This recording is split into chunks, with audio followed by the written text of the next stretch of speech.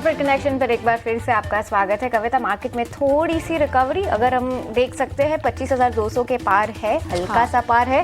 देखते हैं हम कब तक यहाँ रह सकते हैं। बट आइए बात करते हैं हमारे दूसरे मैनेजमेंट से। एब्सोल्युटली। और कॉर्पोरेट कनेक्शन में अब हम बात करेंगे जीके एनर्जी की। कंपनी सोलर एनर्जी से चलने वाले एग्री इरिगेशन पंप सिस्टम के लिए यहाँ पर ईपीसी इंजीनियरिंग, प्रोक्योरमेंट और कंस्ट्रक्शन सेवाएं देती है।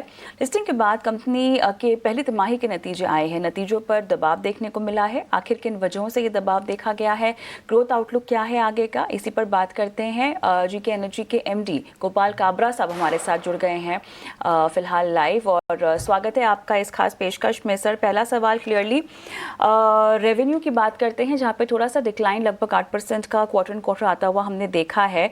प्रोजेक्ट एग्जीक्यूशन में कुछ डिले दिखाई दिया था, क्या आप उसको वजह मानेंगे या आपको लगता है कि कोई और फैक्टर्स भी हैं जिनकी वजह से इस तरह का रेवेन्यू डिक्लाइन देखने को मिला है?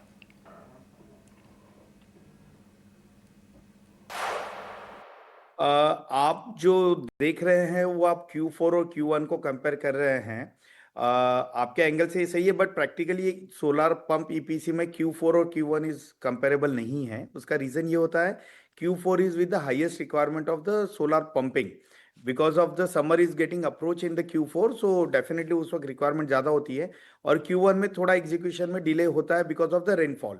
And this year also Q1 we had a very good rainfall, or even somewhere it was flooding. That's why there is some downfall into the numbers you can see, but it is getting recovered into the next quarter. It's getting spillover and it's covered.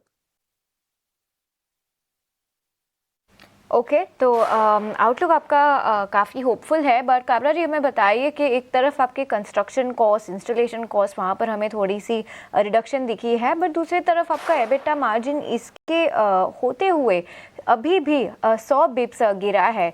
इसके पीछे कुछ हमें कारण बताएं और आपका margin outlook क्या रहेगा आगे जाते हुए?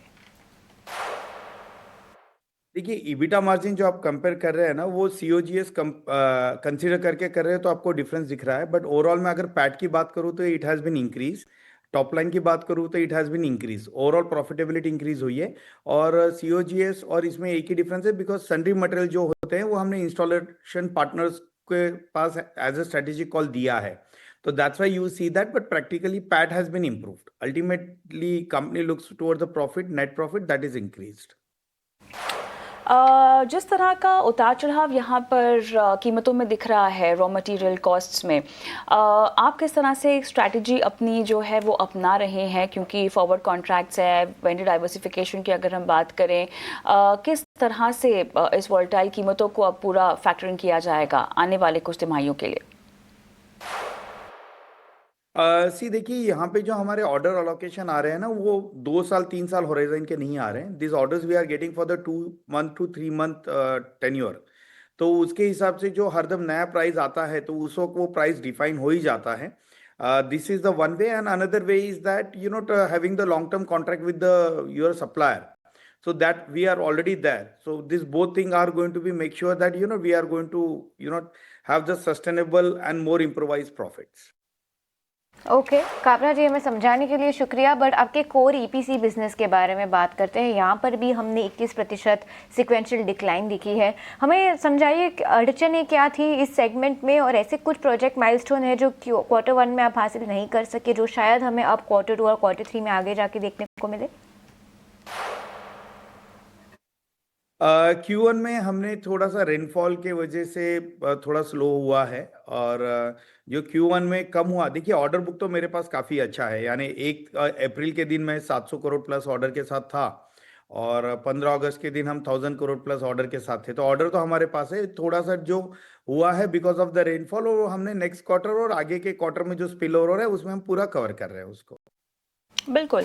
चलिए, अगला सवाल यहाँ पर कोर ईपीसी बिजनेस को लेकर पूछना चाहते हैं, लेकिन उसके साथ साथ अगर हम देखें तो यहाँ पर सोलर सेल्स की बात करें तो बहुत ही स्मॉल पोर्शन रेवेन्यू के लिहाज से दर्ज हुआ है, लेकिन कंट्रीब्यूशन क्या आने वाले समय में बढ़ेगा? क्या उम्मीदें लगाकर बैठना चाहिए? देखिए, ये जो हम कर रहे हैं ना, ये हम डीप डाइव कर रहे हैं before we are starting our own plant for the solar module. So as a management हमारा हरदम थॉट रहता है कि कोई भी चीज़ चालू करने के पहले डीप डाइव कर ले।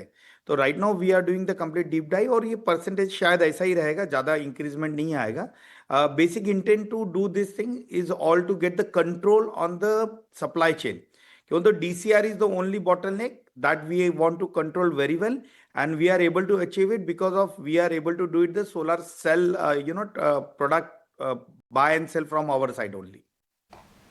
ओके काबरा जी, हमारे साथ जुड़ने के लिए बहुत बहुत शुक्रिया, और आगे जाके भी आपसे बातचीत करेंगे आपके आगे आने हुए क्वार्टर्स और क्वार्टरली अर्निंग्स के लिए। पर एक बार फिर से हमारे साथ जुड़ने के लिए बहुत बहुत शुक्रिया। अब जब